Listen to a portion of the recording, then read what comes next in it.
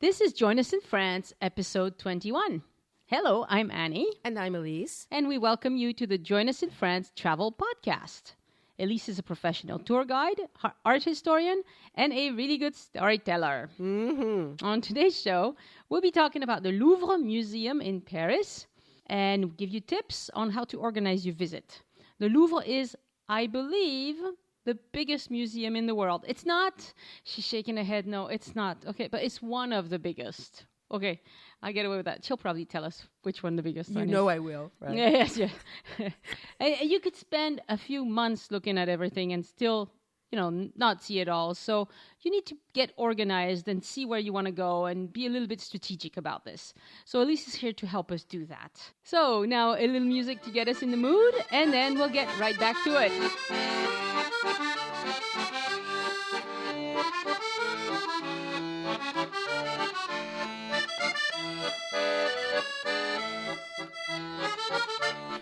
So today, before we get started, Elise, I want to do a little preaching. Oh, God, here we go. Okay, I have no idea who subscribes to this program. I want to make sure that everybody understands this. When you subscribe to a podcast, the podcaster doesn't know who you are. But we know the numbers. But we know the numbers, and we know how you listen. So I've noticed that about 25% of our listeners listen from a computer. Now, being French and opinionated, I have an opinion about that, of course. Like everything. Like everything else. And my opinion is that's really not the best way to listen to a podcast. Because a podcast is not like a radio show. You don't have to listen to it at a specific time or at a specific place. You can just take it with you anywhere you are. And most people who stick to podcasts for a long time listen while, cooking, cleaning, walking, exercising. Someone did it on the beach. Driving on the beach, whatever. You could totally do this while in Paris. Save the podcast, listen while you're in Paris, refresh your memory, and then go visit those places, or even while you're visiting those places. That's even a better idea. There you go. So it's important for you to get mobile with the podcast. And I apologize for the 3/4 of the audience who already know this. But to get mobile with a podcast, you need to get an app on your smartphone or on your tablet. That's the only trick to it. There's an app that you can get for free on the iPhone. If you search for a podcast, the first thing that comes up is going to be this purplish thing, and it's free. You just download it just the same way you download any other app. It's not the best one, but it's free, and it works, and it's better than listening at your computer. If you're on an Android phone or device, the only way to do it free is to download the Stitcher Radio app. And either way you do it, once you have the app, you search for Join Us in France, you click subscribe, and that's it. You're done. That's it. And then anytime there's a new episode, you will get it. It will just appear. It's magic. It's auto magic. It's awesome. And then you can listen anywhere you want. Okay? So please do that. Subscribe to the podcast, and then you never have to worry about it again. And then you can take us with you wherever you go. That's right. And I think that's the whole purpose of the show, is to get you some education as to, what you can see in France and all these places. And if you only listen sitting at your computer, it kind of, doesn't work. Anyway, Lise, I'm done with that. Thank you for being patient. You're quite welcome, Annie. Okay, so the Louvre. So the Louvre. So everyone knows that if you go to Paris, there is this very, very famous museum that people must go to see this one specific painting called the Mona Lisa. Okay, do I have permission to complain? Not yet. No, not yet. Not yet. You can cut in later. Okay. I think that really, seriously, when people hear Paris, they think of a couple of things, and one of them is the Eiffel Tower, of course. And I think one of the others is, in fact, the Louvre. The Louvre. Which is a museum. And I think that for the majority of the people who go to it, and maybe I'm wrong, but this is my opinion, and I've certainly been inside it more times than I can count, they don't even really know why they're going there. They go there because they've been told that this is one of the things you need to do when you go to Paris. Yeah. And they tend to run in and out. And if they stay longer than an hour, it's because they've gone to do some shopping in one of the lovely shops down below. And I'm being a little bit cynical, but this is really my experience of watching people, and also of having had the experience over the number of years of taking people in and out. Now, it happens that in the last few years, I've worked where I work with small groups of people, and I take everybody in and I give them basically a suggestion of how to make the most out of their time in the museum.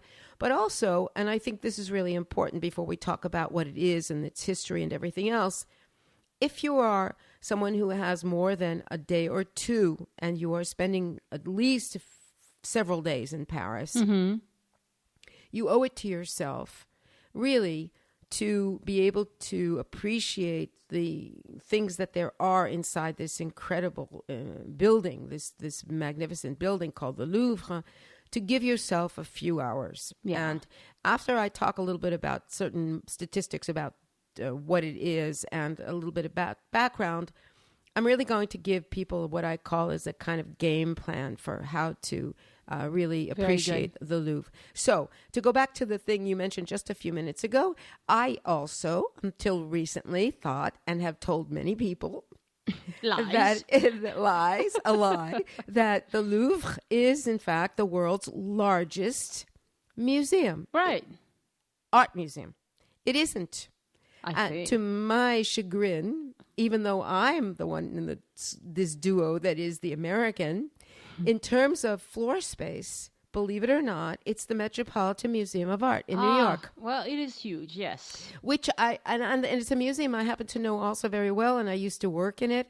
But I'm actually surprised. Yeah. But in terms of the measurement of the square meters of space available for artwork, believe it or not, it is the Met. And if you go on internet, there are some people who claim, in fact, and still, remember, we're talking not about a natural history museum or any other kind of museum. We're talking specifically about art museums. Yeah. There are some people who claim it's the Hermitage in St. Petersburg.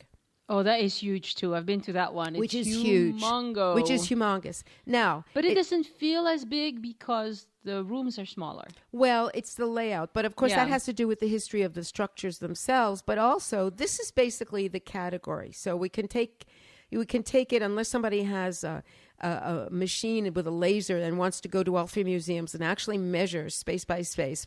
But this is basically what we have. We have really the Metropolitan Museum of Art in New York is theoretically the largest art museum in the world.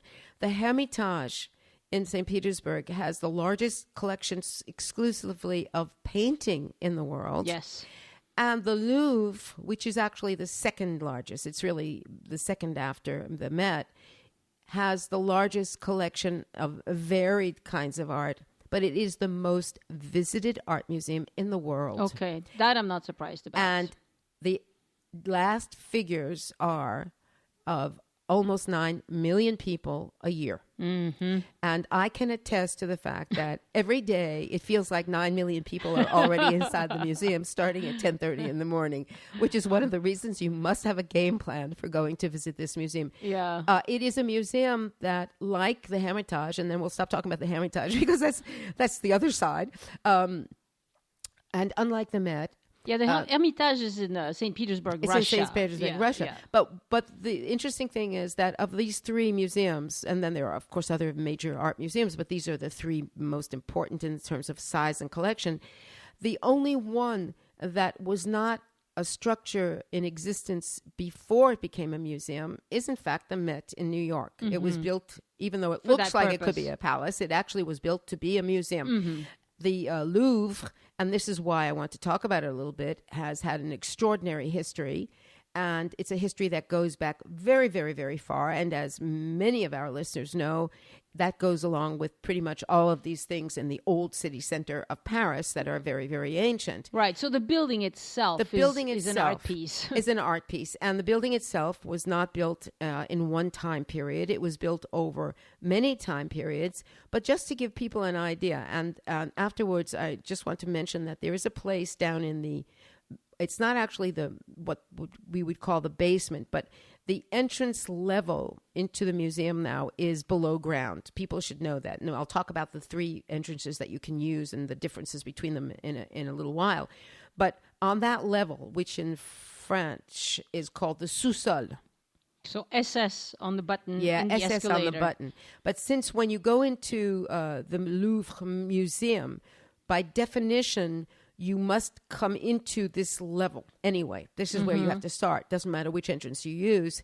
That is a level where there are galleries. It's not just above. There are 3 levels above that, but that's the level. And there is a room on that level. And as the museum is very big, one of the most important things to do at first, when you first go in, no matter what and when, is go to the round information booth, which is in the center, right underneath the very famous pyramid, which we'll mention in a few minutes again, and pick up one of the brochures, which does not give you a blow-by-blow of each room's collection, but it gives you a map, and it's a map of all the levels, and it gives you, and they have it in 20 languages, so it doesn't matter what you speak. You can find this, and it gives you a very good detailed map that shows you where the staircases are, where the elevators are, because there now are lots of elevators. They've done a lot of wonderful renovation inside the Louvre.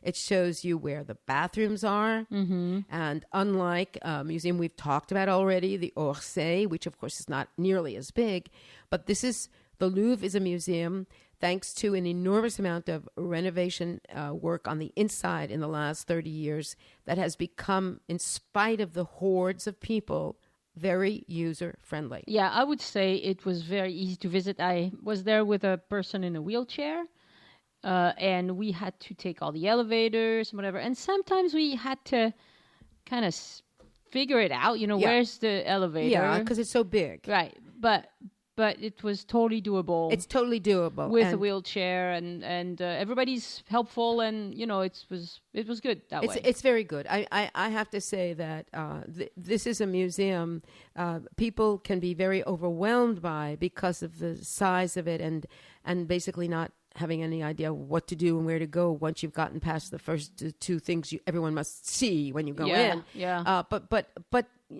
people shouldn't be, and we'll talk about that in a minute. So let's just talk a little bit about its history. Can I say something before? Yeah. If you really have no time and you don't even want to go in, just go to the courtyard. Just go to the courtyard, get inside, go underneath the pyramid, and look around in that big entranceway. Right.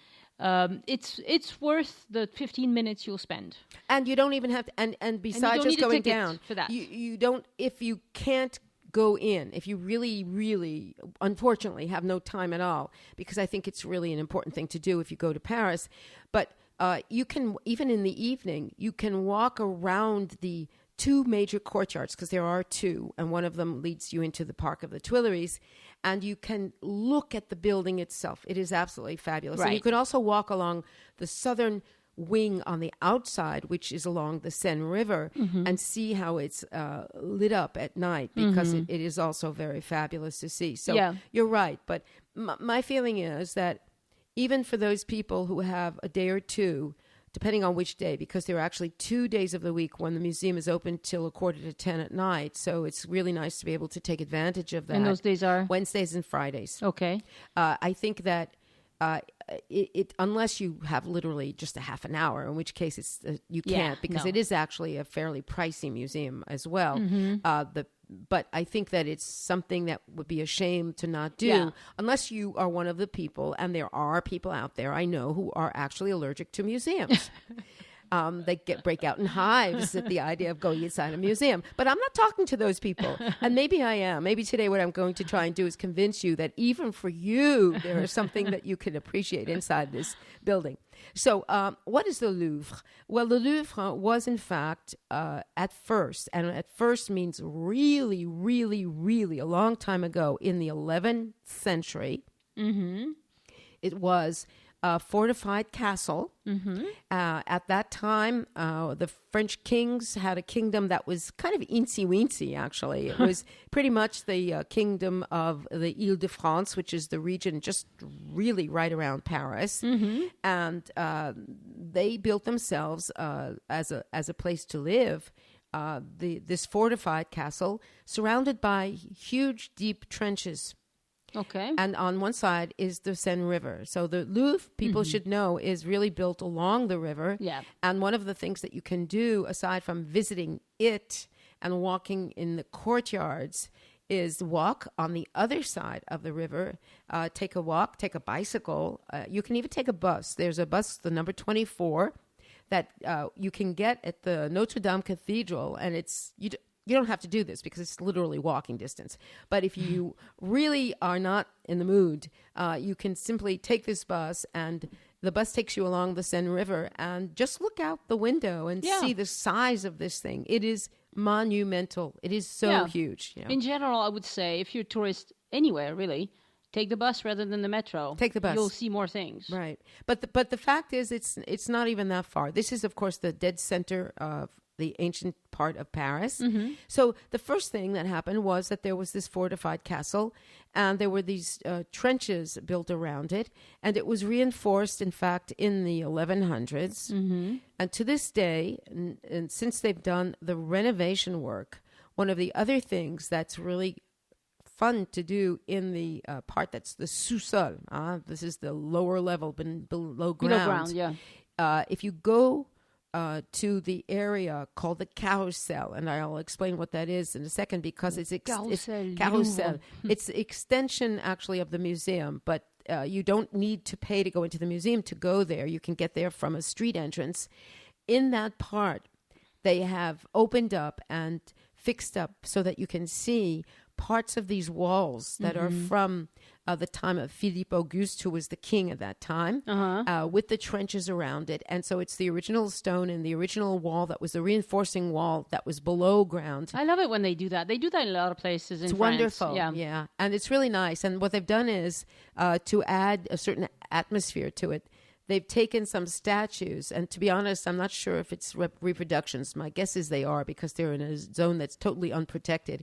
That are classical Greek and Roman statues. And they've stuck them around there a little bit to give a sense of the ancientness of all of it. But it's really kind of fun because it makes you realize just how ancient this structure is. So it was a fortified castle, and then, of course, the kings of France, who for many centuries lived as their main residence in Paris, they moved from there to a place we talked about a little bit, one of our first podcasts, which is on the Ile de la Cité, to the Conciergerie, which was the next castle up, if you will. But the fortified castle, which was only a small section of what is now, of course, the Louvre, was maintained as a defensive structure. Okay. And then it was actually starting a little bit later in the 1400s, and then in the 1500s, that the various kings, including one that I've mentioned before, but I'll be mentioning again because he's very important in terms of the history of art and architecture in France, and that is a king named Francois I, decided at a time when the building was getting more sophisticated and it was turning into what we now call the Renaissance structure, to modernize this old fortified castle, which, if you can imagine, was already a few 400 years old. And it's like, who wants to live in something that's 400 years old, even in the 1500s? So what he did was he tore it down, everything but the base, which is why we still have that base still standing, and had a part of what is now the structure rebuilt in Renaissance style. Okay. And so, again, it's not all of what you see, because he built a part of it. And the Renaissance style meant working in brick and stone and building something that was 3 floors high and that had very steep pitched roofs, which is exactly what you see when you Today, see part of it today. Yeah. And then little by little, other kings that came after him, not only did they improve what he did, but they added on to it. So that, in fact, the building was extended both going east and west because, as many people I think know, the Seine basically runs east-west. Yeah. So we're talking in along that the river, direction, along the river. Yeah. And another king that came a bit after him, Henry IV, who was the king in the end of the 1500s and beginning of the 1600s, he added another whole huge wing. And the reason he did is because his wife, who was somebody that he had children with, but he wasn't particularly in love with, a woman who's very important also in terms of the history of buildings in Paris, that's Catherine de Medici. Oh, yeah. She had asked to have her own castle built. Okay. This is in the days when you didn't have separate beds or separate bedrooms; you had separate castles. You see, So she had she wanted to get away from him, I think, a bit. So she was given land west of where these buildings of the Louvre were, and she built her own castle, or she had her own castle built, obviously. Yeah, but she didn't do it herself. She didn't do it herself, and that castle became attached to the grounds of the Louvre through this park that is very beautiful called the Tuileries. Yeah. And so what Henry IV did was he decided that it would be really wonderful to make a huge addition to this building that was and still is called the Louvre.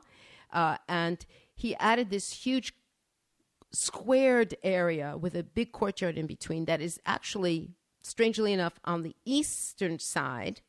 So it's the furthest eastern part of the museum. But what he did was, at the same time, he opened up the courtyard and created the park that gives a point of view that's like a one-point perspective that goes from the Louvre all the way to the castle of the Queen. Okay, yeah. And basically, this is the structure. So you could see her. He could see her. They could wave to each other with white handkerchiefs. It's about a half a kilometer away, but Well, I mean, for some people, that's a good distance. they had produced an heir to the throne. I see that was, of course, the whole deal. I Alrighty mean, then. she'd done her duty. She was off doing other things after that, and she wound up being very important in terms of the history of what happened later. Anyway, but that basically, there were improvements made and there were some additions made, but basically it is by the end of the 1600s a structure that is similar to the structure that you see today. And it is, of course, an enormous, enormous, enormous building. Yeah. So there were different wings. There was a wing added on in the name of the Cardinal Richelieu, who was a great friend of the Queen's, who had a great influence over the history of France. There were different wings added on. And basically, one of the things when you look at it today is that you see that all of the structure is, whether you understand what period of time that is or not, it looks coherent. It's pretty much a homogeneous style of architecture. Yeah, you can guess where it starts and where it stops. You can guess pretty much where it stops like and if starts. you're taking a river cruise, you're going to cruise right along it, Right. and it's really not hard to tell what it is. No. Yeah. And so you have really basically a style of architecture that is what we could call late Renaissance. It's very similar to a few other places, and I'll be talking about another one in another podcast when we talk about the Marais, which is the Place des Vosges. It's exactly the same style of architecture that was true, used. yeah. This is all under Henry IV, and this is very beautiful with this combination of brick and stone and steep roofs, which he continued but modernized after Francois I. So this is the Louvre. Now, this is what makes the story about the Louvre really interesting. Until a recent past, most museums in the world were private collections of kings and rich people. And a lot of the times it still is the case, okay? So we have the kings of France and the very rich, important people, starting with Francois I, who start collecting art. Because starting in the Renaissance, it becomes very fashionable to collect art. Now, collecting art is done in one of two ways. You buy it, or you take it. And let's face it, I mean, there's, buying art became something that is a fairly modern concept, except that thanks to the Italians and the Renaissance, with all these very, very important painters and sculptors, they started producing so much work that other countries, other kings, other noble people wanted to have this work. And so they did, in fact, start a commerce of art. Well, that was a good idea. Which was a very good idea, right? Yeah. And so starting at this time, you have, among other things, the kings who start to collect art. Mm-hmm. And this is from basically the middle of the 1500s on. Mm-hmm. By the time we get to Louis XIV, our great Versailles guy, mm-hmm. right? Mm-hmm. Who has made this decision. Now, he is the great-grandson of Henry IV. Okay. He has made this decision that he does not want to live in Paris in the Louvre, which is this old, cold, leaky building by now. Make it sound horrible. Well, it was probably at the time. And he is the one who, of course, officially changes the place of residence of the king to Versailles. Right. And moves the court, lock, stock, and barrel, to Versailles. So now what we're talking about, interestingly enough, is still the 17th century. We're not even in the 18th century yet. We're not even in the 1700s. We're in the second half of the 1600s. What happens is he moves out of the Louvre, and the Louvre becomes a depot for all of the collection of artwork, painting, sculpture, porcelain, furniture that he has no place for yet because the Versailles building isn't built. It's still not finished yet. Yeah. And so, little by little, the Louvre actually, for a period of time that is more than you would imagine, winds up being a place where artists can go and use the space, where furniture, paintings, and all kinds of artwork is deposed, and where various people have the right to have their institutions. These are all people that are important people. They can use this as a place to write and do these things, but nobody lives in it anymore. And this is what happens. And this is all really interesting because it's so amazing.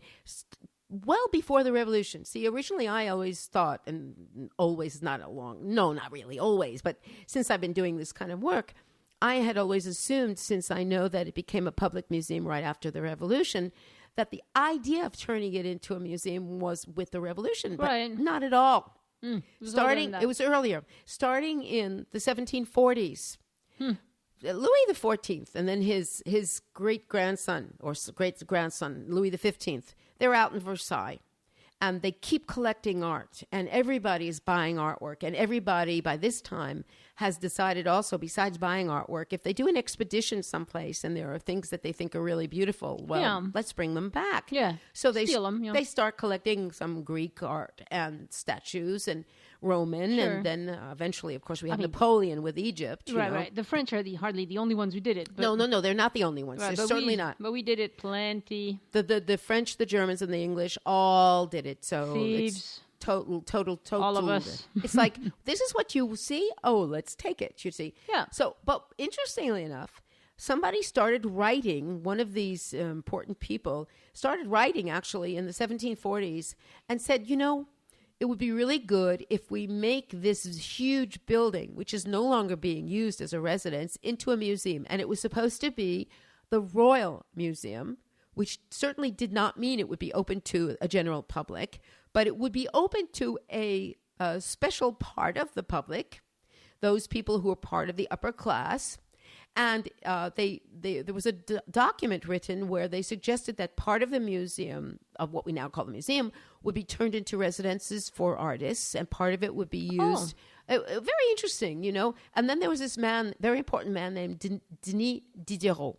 Ah, yes. I like him. He's wonderful. Yes. Now, Diderot, of course, is the man who is the first person to write an encyclopedia. Right. And he was an art critic. And he wrote about art, and he wrote about culture, and he wrote a document in the 1750s and detailed exactly how he thought the Louvre should be turned into a museum, and even included the idea that one day a week, the museum could be opened to the masses. Oh my God, Scandalous. all of those horrible people out there.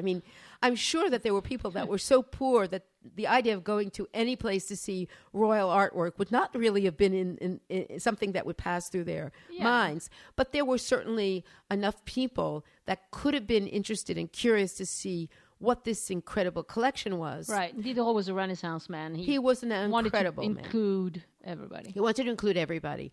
And of course, one of the things about the royal collection is that the royal collection included works that were paid for by the taxes that were paid by the people. So we have this very strange combination of what is this building going to be, and is this really good? And of course, the whole idea is up until that point, nowhere in the Western world was there anything such as a public museum. It was simply royal, important collections. Sure. And then we come to the French Revolution. Mm-hmm. Now, the French Revolution was probably something we should do a podcast about, not necessarily even from the political point of view, because I think neither you nor I are really experts on the ins and outs of all of the movements, but I find it very fascinating from the point of view of how it changed society. Mm-hmm. And I think that would be really interesting. So just so that people know, and one of the things, of course, and everyone I think knows that, is that the revolution was started because people resented the monarchy, not in and of itself because there was a monarchy, but because people were being overtaxed, mm-hmm. and there was an abuse of power, and of course all of this Versailles and collecting art and doing all this stuff when people were really dying because they had nothing to eat. Well, it didn't go down very well. Yeah, that's a problem. And so what happened was that the Louvre, among other buildings in Paris, became a symbol of the disabuse, basically, of the monarchy, because after all, part of this extensive royal collection that was so big that the king couldn't put everything into this enormous palace, which was the Versailles, was stocked in the Louvre. And what happened was, by 1790, the building was basically taken over by revolutionaries. Now, there was sacking of the building. A lot of the paintings and the furniture were taken. Some things were burned. Some things were burned and disappeared forever. But in fact, most of what happened was that the things were stolen out of the Louvre, and they were given to various people. And it took a certain amount of time post-revolution in the early 1800s for the government of France to actually find a lot of these works, and they actually bought them back, is what they did. They had to actually buy a lot of them back. But what happened was, for a period of a couple of years, the Louvre, because it was a symbol of a private place that represented, instead of representing the magnificent good taste of all these people who collected all of these things, it basically was a sign of the abuse of wealth and power for many people. And yet there was the idea always in people's minds, which was now an idea that was over 50 years old, of turning it into a museum that would in fact be a public space. And so, in fact, in 1792, so right in the middle of the revolutionary years, it was officially declared a museum. Oh, wow. However, because of the vicissitudes of cleaning it up, because people had been squatting in it, they chased out the artists, they did all kinds of strange things. Because of that, it took a couple of years for it to be basically cleaned out, and it wasn't officially open to the public as a museum until 1794. That's still pretty old. Yeah, that's quite old. That's still pretty old. Now, even though they had, in 1794, decapitated the king, it was still, at first, going to be called the Royal Museum. Wow. And then the revolutionaries, who obviously would not want to have this museum called the Royal Museum, decided to call it something that sounds a little bit Sovietique. They said the People's Museum. The People's Museum. The People's Museum, which of course makes a lot more sense considering what was going on. Yes, right. Yes. And then what happens is very quickly... Le Musée du Peuple? Musée du Peuple. Du Peuple, okay. Musée du Peuple. Okay. Yeah. Musée du Peuple de la Révolution. Oh. There you go. Yeah. Okay. The Revolutionary People's Museum. It sounds very, very strange. It sounds very Maoist, but, I mean, at that time, that's what it was. Yeah. And then, of course, and this is really connected to it because this is the part that I actually did learn a lot about that I didn't know about to prepare the podcast. You know, Napoleon, who originally was an officer of the army and who was a revolutionary, and who, of course, was a brilliant soldier anyway, he very quickly decided that the revolution was not going the way he thought it should, and he created basically a coup d'etat. So he took over. And but Napoleon, he decided that he wanted to make the Louvre into his museum. Well, there you go. Well, there you go. Yeah. Nothing like being even better than Louis XIV and Versailles and everything else. Sure. So what he did was he did two things. He changed the name of the museum to the Napoleon Museum. Of course. Which, of course, didn't last too long, but for a little while it was the Napoleon Museum. Yeah. And he started bringing back all kinds of works that had been out in Versailles, or the ones that had stayed in Versailles or that they hadn't already burned and stolen away. And he did something that was a little bit different than what had happened before, because he also, you know, had expeditions going to Greece and going to Egypt. And when he went on an expedition, which were military expeditions, because he wanted to create an empire like the Romans had had, he took with him archaeologists and artists to draw and paint. And he took a whole lot of different kinds of scientists with him. And he created a kind of doctrine that was based on some writings that had happened a little bit before that, that basically said, what you find is yours. It's about the most simple way of putting it, right? So what you see is what you get. What you find is simply, you don't have to pay for it, because if you have found it and you are part of a military expedition, it's perfectly legal to take it. That's all there is to it. Yeah. And so just help yourselves. He helped himself. And so Napoleon took back to Paris and put in the Louvre enormous amounts of Egyptian sculpture. Right. Enormous The collection amounts. is still huge to this day. The collection is absolutely incredible. He took Nice. Greek things, statuary, Roman statuary, Greek statuary. In fact, he took everything wherever he went that he could. And he brought it back and put it in this museum that was now, for the time, called the Napoleon Museum. Right. Now, this actually lasted, believe it or not, from 1803 till 1815. So he took a lot of stuff in He a big took hurry. a lot of stuff. And he took a lot of stuff. And, of course, what happened was, in 1814, he lost the second round of his attempt to rule Europe and basically rule the world.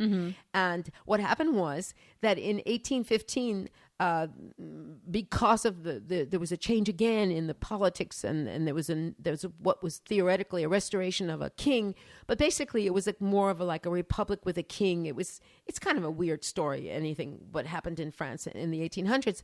But what happened was that starting in 1815, even the administrators and the people in the Louvre and in Paris acknowledged the fact that maybe they had to give back some of these things that had been taken. I mean, he had taken so much.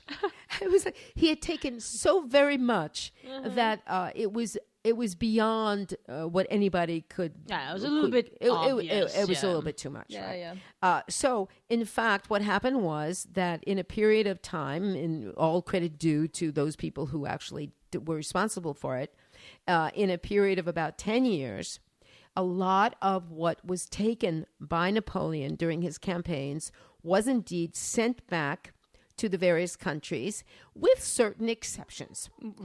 Well, they had to keep the good stuff, right? They had to keep a little bit. So basically what they decided was they were going to keep a couple of the best pieces of each of these places, of each of these collections.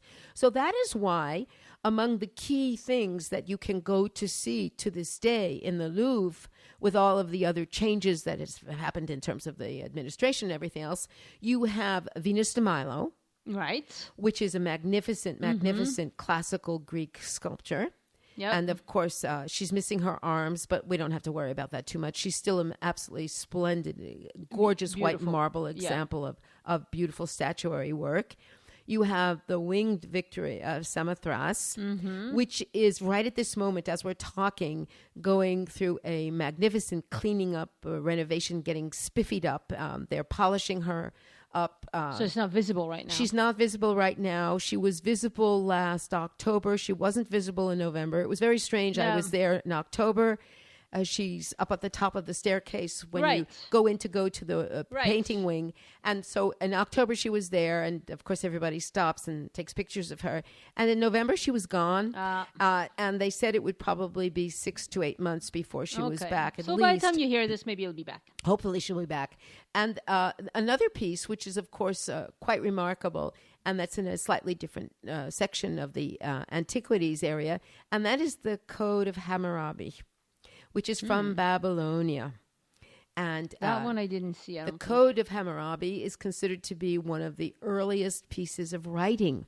Oh. And it's in cuneiform, which is one of the last times I was in the Louvre, I actually participated in a workshop that was theoretically designed for young people, but I figured I can pass as a young person every once in a while. They were having a special couple of days where they were doing workshops in this section of the museum, and they showed how they used these little pieces of wooden stick that are basically very long and triangular to create the first alphabet and the first kind of writing. They have really good workshops at the museum. I think they're all in French, though. I think they are, but they're really, really great for children. They'll get the children like trying to reproduce something. So one painting, they take one actual painting that's representative of a style or something, and they show them how they can imitate it. It's really fun. Part of the most recent in the sense of, well, we're still talking, when I say recent, I really still mean, in the last 30, 40 years at the most. But part of the most recent changes in the attitude of museums in France in general, and the Louvre in particular, which is one of the reasons I have developed more and more of an affection for the Louvre Museum itself, is that they have taken on an idea which they really did get from the United States, I must say, which is the idea of doing a lot of what we call outreach and educational and cultural programs for children, for adults. There are so many activities and so many things you can do that it kind of counterbalances the fact that you have to cope with crowds at any moment, when you're going into this museum. Yeah. So it is amazing. So basically what happens is a lot of the things that you see now in the museum go back to the time of the collections of the kings starting in the 1500s. And yet there is also a fair amount, especially in the wings that deal with other civilizations, not Western Europe, that are in fact not from before Napoleon.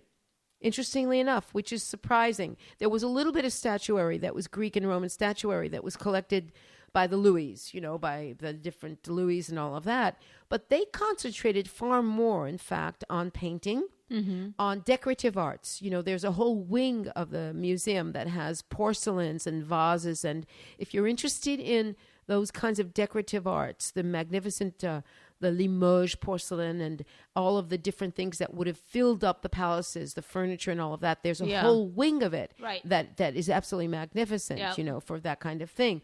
And then, of course, we come to, just very briefly, the 20th century, because by the middle of the 1800s, of course, the museum has been declared a public museum.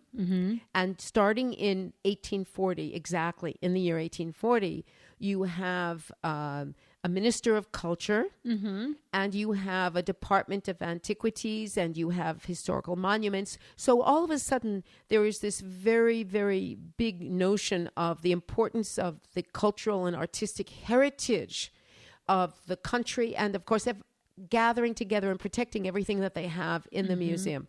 Now, they say, and I certainly am not even surprised, I would have thought actually almost even more, that there are over 35,000 pieces that are in the museum. That's a lot. Which is a lot. And there are probably double that. In other words, there's another 35,000 that are not visible at any given time. And that, of course, they try certain pieces they never take out because they are so essential, but other pieces they rotate to give a chance for these things that are stored away in other places to be seen at different times. So then, of course, we come into the 20th century where you have a series of different collectors. And little by little, what happens is, like in other places, you have people who donate works. You have the government, which takes on the idea of buying works to put them into the museum, which is really a relatively modern idea, you know. And that takes us into the middle of the 20th century, modern collections. And, of course, just briefly, during World War II, the Germans occupied the Louvre, as they occupied pretty much every other major building in Paris.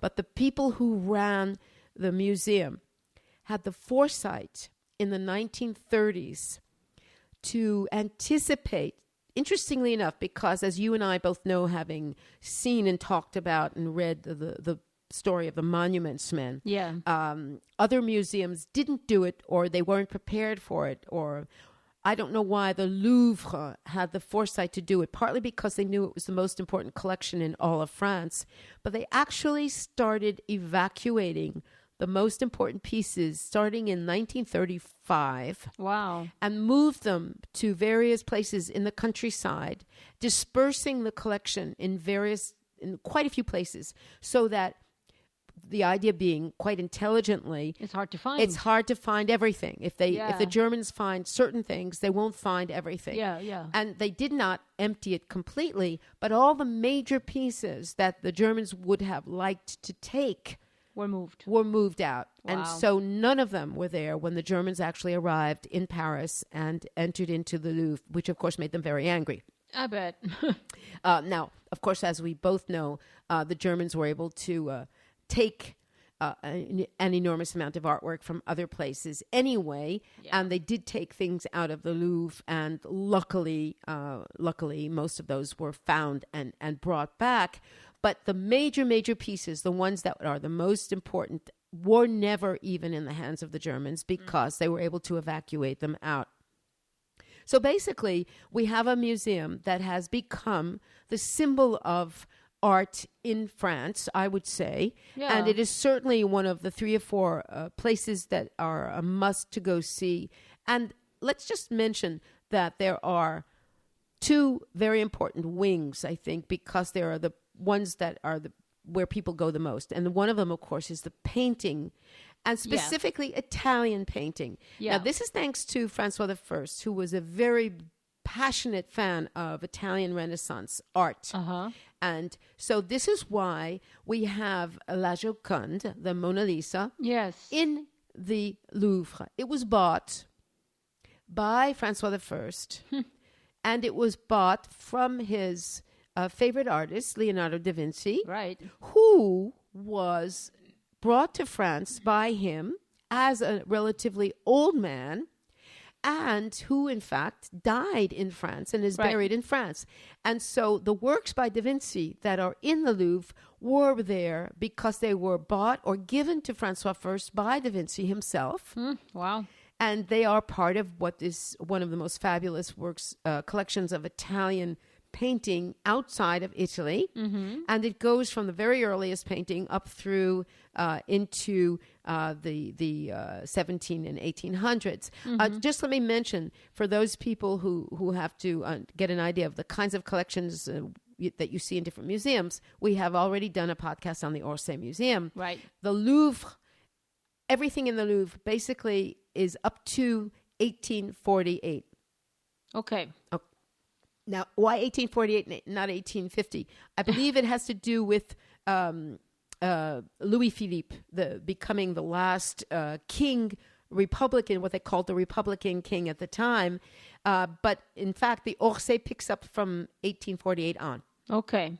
So this is the way you can. So everything prior to that time is in the Louvre. Now, what does the Louvre have? Well, of course, it has painting, painting, painting, and painting. What doesn't it have? It has Northern European painting. It has, of course, French painting. It has Italian painting. It has a huge wing and section of Spanish painting. But besides painting, which is, of course, one of the major things to go and see there, and of course, you get to see Rembrandts and Vermeers, which are the northern painters. You get to see the Spanish painters. There are Goyas and Velasquez and all of these people as well, and all of the Italians. And I happen to be very partial to the Italian painters.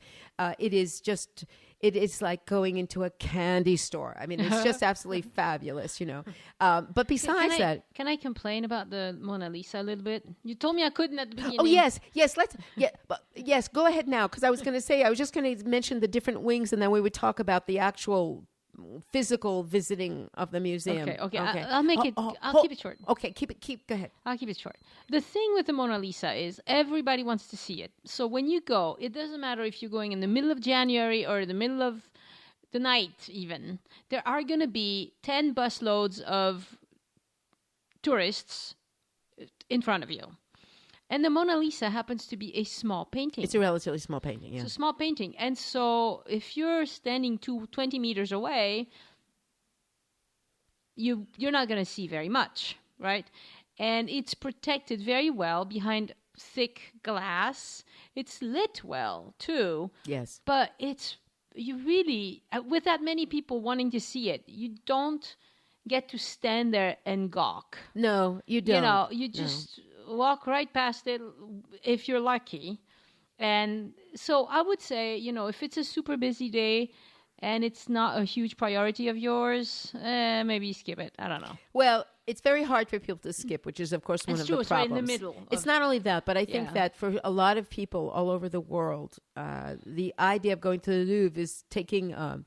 It's almost like taking a selfie. You use your phone. You don't even have to use a camera, and everybody takes a picture of it as a proof that they were there. And sometimes they stick their fingers in front of the thing at the same time. I mean, but okay, let's just back up a second. I'll go back to that in a minute. I just want to finish mentioning to people, because for those people who are not specifically interested in painting and go to the Louvre because everyone says, well, if you go to Paris, you have to go to the Louvre. What they should know is that there are entire wings in this museum that are some of the most fabulous collections of other kinds of things in the world. And among those, if you are, and I know you are, if you are sensitive and really like sculpture, it's you have Roman sculpture and Greek sculpture, but each one is, there are wings, there are entire sections of the museum. And it's not near as crowded. It's magnificent. There's every kind of sculpture imaginable. There are the ancient Greek ceramics. The Egyptian wing is the second biggest in the world after the Met in New York. It is fabulous. You have the most magnificent pieces. You have sarcophagi. You have massive sphinxes. You have gold structures. I mean, it is glorious. And these are wonderful wings to take children into. Oh, yeah. Because they like to walk around. They like to walk around and see all these things. Right. The volume of it is impressive. They also have and recently redone and actually quite beautiful, a very nice section on Islamic art, which is strange in the sense that there is another museum that we'll talk about another day in Paris that is, of course, a museum of Islamic art itself. But this is basically the history of, because we're talking about works that are not contemporary in general anyway. And they have wings with painting, drawings and engravings, and there are so many different things to see. There is so much to see in connection to art in general. What I enjoyed seeing was the massive paintings by David. The Rubens. La Liberté menant le peuple. Yes. Those are just amazing. They're amazing. One of the. They're huge. They're Even huge. If it's crowded, you're gonna see them. There's a wing that has. It's not a wing. It's actually just a huge gallery, but it's in the section with the. Strangely enough, with the northern painters. Rubens was, of course, a very, very important painter, and he was a painter who was commissioned by Catherine de Medici to do a series of gigantic paintings that basically are supposed to tell the story of her life of getting married to Henry IV, and of having her son, who is the man who became, of course, Louis XIII, a very important king in the terms of the history of France afterwards. And, of course, a lot of these scenes are unbelievably crazy mythology with things flying in the sky and all of that. Yeah. But they were commissioned by her to be put into her other palace, which is the Palace of Luxembourg, in the Luxembourg Garden Park. And they are now in this one special gallery in the Louvre. And again, these are rooms that are basically have a few people but are never very crowded. Exactly. And they're wonderful because not every room has benches to sit in. But those do. These do. Yeah. And so you can sit and contemplate the quality of the painting and the history that it tells. And of course, if you know, the last time I was there with some people, and I was explaining, of course, the why of why she had this commissioned and the story. And of course, the whole point was to show how important she was and all of that. But it really is fabulous. Yeah. There really is, I think, unless you're someone who is only interested in modern art, which is unusual, but it can happen, or if you are only interested in architecture itself, in which case the building is what is interesting as opposed to what's in the collection. But otherwise, I think that there is something for everybody. And they have always several temporary exhibits, some of them painting exhibits, some of them drawings, some of them sculpture. And they have started doing something that was, I believe, but I may be mistaken, begun also in one of the museums in the United States, which is occasionally they invite a contemporary artist to go in and to choose a theme and a selection of works from the collection and create his own little kind of exhibit based on his own ideas. And those are fun to see because you get to see the way a contemporary artist thinks in relation to different works from the past. Yeah, that's great. So it's a fabulous place. Now, the Louvre is the most visited museum in the world. What does that mean? That means that, except for Tuesdays when it is closed, and except for basically from 7 to 9:45 at night on Wednesdays and Fridays, whenever you go, since it opens at 9:30 in the morning, whenever you go, there are already people there. This is a little bit like Versailles. Yeah. However, I have to say that except for certain parts, including obviously around the Italian painting and around the Mona Lisa, it isn't like that everywhere. So this is what you do. First of all, what people should know is that there are 3 entrances you can use to go into the museum. Now, everyone knows, I think now, they've seen pictures of this very famous pyramid that was designed by E.M. Pai. Yes. Beautiful. Who is, of course, a Chinese-American architect. And it was designed and it was opened in 1986. And the reason why this pyramid was created was to make a new entrance into the museum, because up until that time, this is really when they were doing all this major renovation work on the inside. Not only did they do new walls, they did nice, smooth plaster walls. Not only did they add elevators, and not only did they add escalators, and they added cafes. There are cafes all over, and bathrooms all over. But they actually were able to do something that I thought was impossible, which was they added air conditioning to a good part of the museum, which is incredible when you see what it's like. So in the process of doing this, they decided it was best to create a very large open space as an entrance into the museum, because the museum basically functions in a square, and there are 3 major wings to the museum, and you can go from one wing to the other on the upper floors, mostly. It's very complicated, and that's why it's always good to have a map with you, because even I get lost in certain parts of the museum. But basically what you have is, originally there were these very old-fashioned entrances that were too crowded. They were a safety hazard and all of that. So what they did was they dug in the center of the open, huge courtyard, which is basically the big part, which is in a U shape, and they made this underground enormous entranceway, and they created, or E.M. Pai created with his designers, this fabulous glass pyramid to really give homage to the Egyptian collection, and feeling that the pyramid is supposed to be symbolic of something universal anyway, and that even though it was very clean and very modern, it would go with the rest. And one of the reasons why I think it does is because it doesn't overwhelm. Yeah. Oh, yeah. It's big, but it's not. It's not as high as the buildings. That's right. I think it's just perfect. It's perfect. Yeah. So what happens is this is the main entrance into the museum. Right. Now, I'm just going to say something because I was online the other day and reading various people's comments about the misery of trying to get into the Louvre and everything else. There are 2 other entrances into the museum. If you have the time, and if you don't get there at peak hours, you can give yourself the chance to experience going in through the pyramid.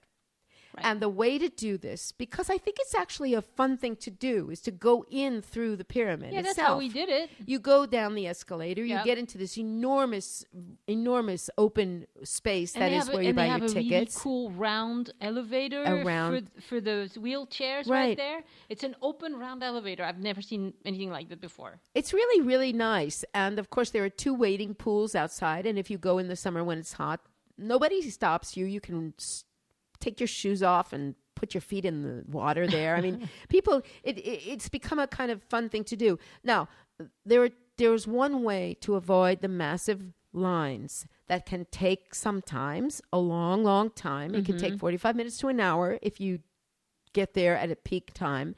And that is very simply buy your ticket ahead of time. Exactly. You don't have to buy a timed ticket.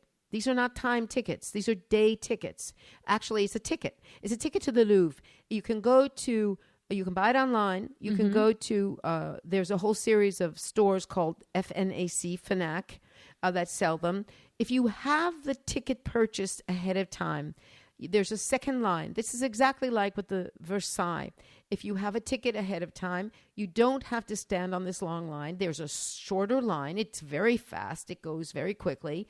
And you get in. However, if you don't get there by 10 o'clock in the morning, then my suggestion is don't go until either 1 o'clock in the afternoon when there's a bit of a calming because most people have come in the morning, or literally 6 o'clock at night. Because starting after that, starting at about 10:15, 10:30, you will have huge lines. And what will happen is once you get down below, suppose you did not buy your ticket already. You are there at 9 and you're waiting to get in. You're one of the first people inside. You first have to stand on line down below at one of the counters to buy your ticket. There are vestibules. You can check your luggage. You can check your jacket. There are some bathrooms right around there. And then you have to get the map and basically decide where you want to go. Now, again, part of this has to do with how much time you have. Right. Ideally, really, for me, I would say you should give yourself 3 hours in the Louvre. And I don't mean 3 hours of just looking at art. I mean 3 hours that includes a little coffee stop, going to the bathroom, moving from one part of the museum to another because it's very, very big.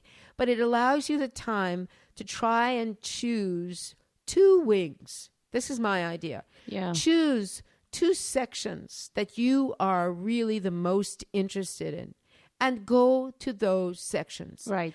Do not try to do even half the museum. Even in one day, you cannot. Right.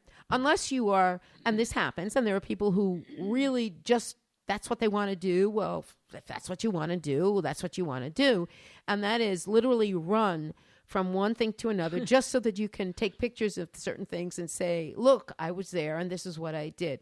So this is my suggestion. Get there as early as you can or as late in the day if you can on the days it's open late. Which are, again? Wednesday and Friday. Okay.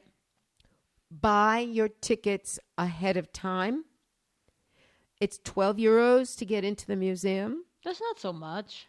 It's 16 included with the temporary exhibits, I believe. Temporary exhibits are not included in general admission to the museum, so you need to know that. There is a food court in the museum. Actually, it's a big cafeteria I take that back. It's a big cafeteria, and there are several cafes and several places that sell sandwiches and things. So it is very possible to get your snack while you're in the museum. Yeah. If you go down below, which is the main entrance, and you choose one of the wings. Let's just say you decide you are going to do painting. That means you go to the Denon wing, Denon. And that's the wing you go to if you want to go to see the Mona Lisa. And in fact, you have to follow the arrows, and it's up. Yeah, it's up flights of steps, and you go through Roman sculpture, and you go up more steps, and you go through some more sculpture. How much time do you think if you just want to go to the Mona Lisa and get out? If you walk and don't run, I would say you're still talking about going through so much that I would say you have to say an hour. An hour. Yeah. Because you don't get to the Mona Lisa beyond. Right. You have to go through Greek and Roman sculpture. Yeah. You go up the steps. You turn to the right into Italian painting, and then you go through 2 or 3 rooms of the earliest Italian painting, and then you go down the huge gallery, and it's a few more doors down, and then you turn to your right, and you have this enormous room, and in this room you have on the walls on both sides beautiful examples of Renaissance art painting, a lot by Titian and Veronese. These are other famous Italian Renaissance painters.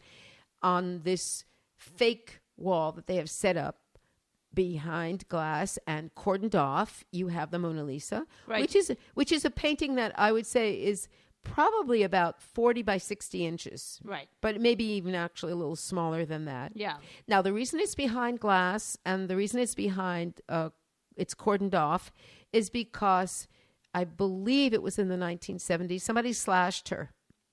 She was my first visit to the museum. Well, it couldn't have been the 70s.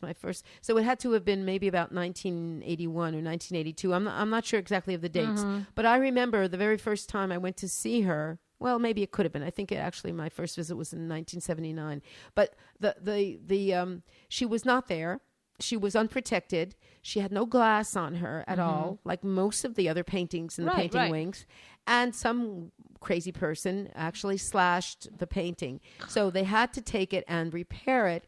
And that was when they decided that in order to make sure that it would stay available for people to see, they did have to put it under glass. So the glass is there to protect the painting, not so much to protect the paint itself, but to actually protect physically the painting. The cordoning off is to protect the painting as well. But what's interesting is that because it is under glass and from so far away, everybody takes pictures even with flash. Yeah. And of course, most of the time, if paintings are not protected by glass, you're not supposed to take pictures with a flash because it can actually affect the pigment in the paint. Well, and taking a picture through glass with a flash does not work. It doesn't really work, but this, of course, is what people do. But of course, mostly you're not supposed to. But it's just that they've given up trying to get people to not do it with a flash, even though theoretically you're not allowed to. So she is at one end of this big room. It's not even really I would say it's a small gallery. And on the other side on the wall is this enormous painting, which is this fabulous painting called The Marriage of Cana, and that's by Veronese. That was a painting that was bought and brought to the Louvre. Yeah. So if you go to see her only, you still have to go through all this other you're not going to get there fast. You can't get there fast, and there is no faster way of getting to it. This is where it is. So, and in a sense, I don't know. Maybe that's just me, but if you're going to spend still 12 euros is $15, $16, you might as well take advantage of it and get a little bit more in. We spent the whole day there. You can spend a day. You can spend easy. days. Even if you're not particular. I mean, I don't know very much about art, but of course I had a camera with me and they allow photography. And so I had fun taking photos. Even if I wasn't particularly fascinated, like all the ceramics and all of that, I don't care particularly. But I took some pictures. I waited for the rest of the family to look around, and we tried to move it along. Right. We stopped a few times throughout the day. It was really a lovely day. I mean, it's pleasant. For me, I think that an essential is a half a day. basically. Yeah. This is what I would say. What I do in general with a group is or it doesn't even have to be a group, but I'll say 4 hours. In 4 hours, you have enough time to choose the essentials. So to choose choose 2 wings. Yeah. Do not try, because you want to stop and appreciate the things in detail. Yeah. And give yourself the time to stop, have a little snack. You can have a meal in the cafeteria. It's in the museum. You can, or just have, as I do, a very nice coffee and sometimes either a little dessert or sometimes a sandwich, or they have even these little mini salads. I mean, they've set it up so that it's extremely easy to spend a lot of time in the museum. You just have to know that there are certain wings where you cannot avoid the throngs and throngs and throngs of people. And that is the Italian painting and the French painting, and a little bit less, interestingly enough, the Northern European painting, which is a little higher up. It's on the top floor. And the Egyptian wing, which is very popular, but is wonderful to see. Now, you can get an audio guide. Okay. And it's a good thing to get because it gives you the essential of most important pieces in each of the different wings. Yeah. You don't need it. You can go on your own and just look and just decide what you're interested in seeing. But I think audio guides are a very good thing to get if you want to get some background information on specific pieces. But this is my suggestion. Choose 1 or 2 wings. If you have time afterwards, fine, you can go somewhere else. Don't try to do the whole thing. It will be exhausting and you will resent it in the end, in a sense, because you can't really go through everything. You just can't. It pushes one thing out of your brain as you go, Right. everything goes in. So at the beginning, you gave us a teaser about the shopping mall. Yeah, I gave a teaser about the shopping mall, which has to do, again, with, I know the word shopping always makes people's ears pick up. It has to do with the idea that there are 2 other entrances besides the famous pyramid entrance. Yeah. The other entrance, and it's one that if I'm not going with other people I tend to use, is called the Carousel entrance. Now, there is a metro line, number 1, that has a stop that's called Louvre Palais Royal. Yeah. And it gets you out across the street from the museum. Yep. You literally. get out of you get out of the metro, you cross over Rue de Rivoli, you walk a little bit to the right, and you will see there's a sign on the outside saying Carousel. Yeah. And when you go in there, you go down an escalator and you will find yourself, in fact, in a shopping center. And it is a shopping center to die for because it has every kind of shop. That is, it has shops connected to museum goods. It has every other kind of shop. I mean, jewelry, clothing, very good things, very beautiful things. It has a post office. It has a Starbucks. It has bathrooms. And it has a food court. That's pretty good. That has international food. And it is a shopping center that is underground that connects you to the other major entrance into the Louvre itself. So am I remembering right that that's where there are vending machines for tickets? No, because what you have to do is you go down this long corridor. In fact, it's off this corridor to the right that you will see the section of the wall of Philippe Auguste's fortified castle that's still open to the public. And you come to an open area that has an inverted small pyramid. Yes. And there you have some very nice shops. There's this chocolate shop. There's an electronics shop. And you have to go through security. Okay. And the security there is stringent because you're coming through the shopping area. And when you get through the security, you have more of a corridor, and that's where the post office is, that's where the museum shop is, that's where a second Starbucks is. And when you get through there, you get into the round vestibule, which is under the big pyramid. Okay. And the machines are actually there. Ah, there are machines there. There are machines there. Yes, you can actually buy a ticket there.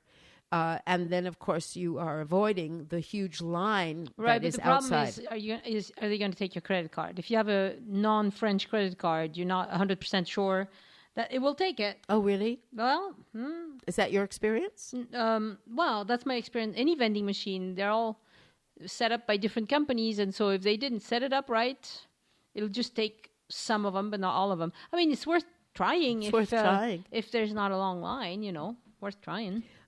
The advantage of coming through the carousel is that if you're interested in doing shopping afterwards or before, of course, but you get to see the different shops that are available. You get to pass the museum shop. You can the museum itself down below in the open vestibule area, where you don't yet have to pay to get into the museum itself, has a huge, magnificent bookstore. Very, very, very complete with every imaginable kind of book, CD-ROM. I mean, I guess nobody uses CD-ROMs anymore, but whatever, Right, all sorts of things. All sorts of things.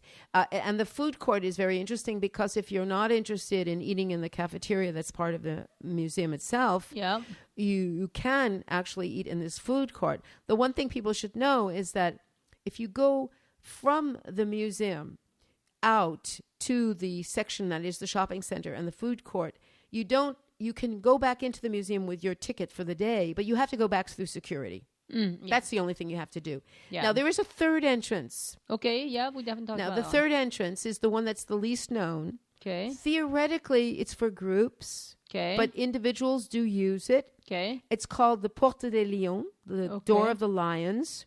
Okay. And it is further up Rue de Rivoli at the eastern end of the museum. Okay. And it takes you into the second courtyard called the Cour Carrée. Yes. And from there, you walk through. It's a very beautiful courtyard. There's an entranceway that will take you into the rest of the museum.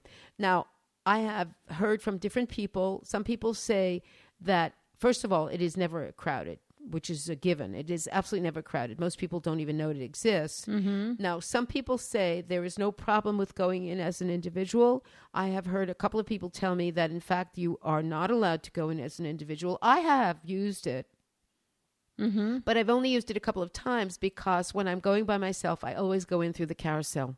Yeah. I just go in that way. I don't have to worry about standing on huge lines before I get down below. If I go in at a time of the day when lots of people are showing up, there may be a line to go through the security check. Right, of course. And then, of course, if you don't have your ticket already, you still have to get online to buy your ticket, which is why whichever doorway you use, get your ticket first. Best to get your ticket first. In advance. Get it somewhere else, yeah. But again... That was a good suggestion, because if you forget to buy your ticket on the internet before you come to France... There are Fnac stores, pretty much everywhere. Yeah, lots of places in Paris. And you know what? Fnac, you can also buy the ticket online.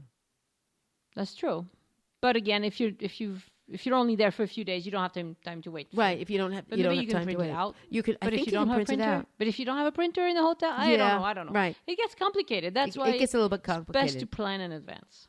But anyway, the Louvre is an experience, and of course, everybody has different tastes.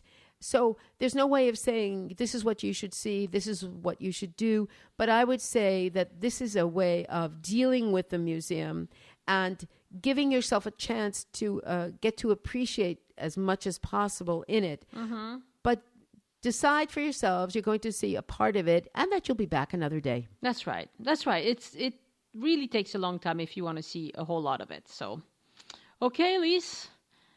Congratulations. You have made it through another long podcast. I've made it through another long podcast. Well, when it comes to talking about art and museums, you can't shut me up. Yeah. She's good to go. Just give her a topic and she goes. I'm imagining myself down there already, looking in the shops and waiting to go upstairs and see some of my favorite work. But of course, even me, when I go there, I go, okay, what do you want to see today? And that's all. You're not going to see more than that because it just gets to be too much after a while. So if you need help selecting... Go to their website, and they have a very good website that gives you a lot of details on what the collections are, and then you can maybe decide ahead of time. There is, in fact, a wonderful interactive site that can take you through some of the galleries, and it's a very, very good advice to give because it gives you a good idea of what you will see and maybe help you decide what you want to do. Right. Yeah, you need to make a selection. So, all right, thank you very much. Now let me remind you again, You need an app to listen to this. If you're not listening to this with an app, you're doing it wrong. So there's 2 free apps. The free Apple app, the purple thing. And then there's the Stitcher Radio app, which is free. But if you are going to spend a little bit of money, my favorite is the Castro app. Castro High Fidelity Podcasts is what it's called. That's for Apple Store. I don't know if they do it for Android. But for Android, a lot of people in my family tell me they love Pocket Cast. Pocket Cast. Yes, and those cost a few dollars. I mean, it's not very much. And then subscribe to this podcast and many others. And take us with you. That's right. Take us with you. Okay, well, thank you very much. And we've had lots of more feedback, but I'm not going to take the time to talk about it this time. Next podcast, we'll thank our listeners. Thank you. À la semaine prochaine. À la semaine prochaine. Au revoir. Bye.